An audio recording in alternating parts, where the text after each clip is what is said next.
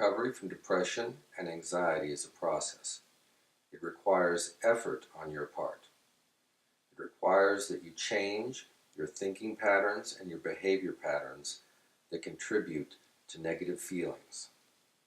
It requires that you push your limits, that you challenge the way you have behaved and the way you have thought in the past. In recent entries in the blog, we've been discussing cognitive distortions. These are thinking patterns such as personalization, mental filter, discounting the positive, things that contribute to our depression.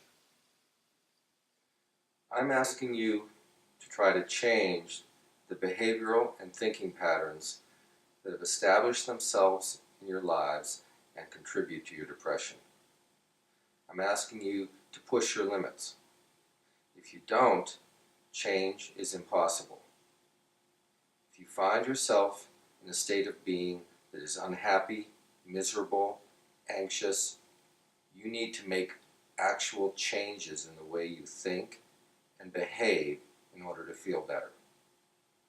I can give you medicine, I can talk to you during appointments, but it's what you do in your life between appointments, and it's what you do to help the medicine that will really determine whether you recover from depression and anxiety.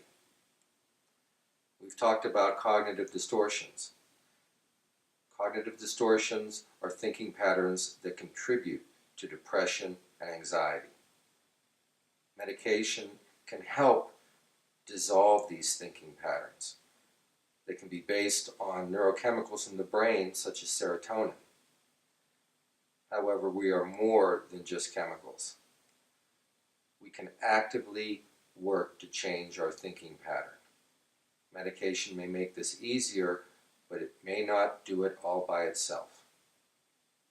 We've talked about various cognitive distortions in the blog. Personalization, jumping to conclusions, mental filter. I need you to look at your own thinking and also recognize these in the thinking of those people around you.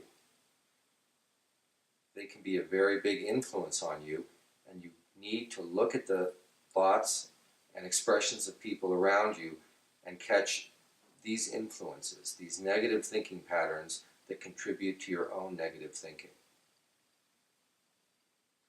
The most effective form of psychotherapy to combat depression and anxiety, in my experience, has been cognitive behavioral psychotherapy.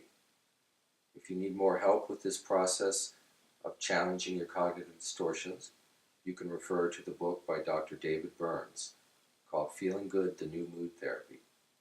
Or you can seek out a cognitive behavioral psychotherapist near you.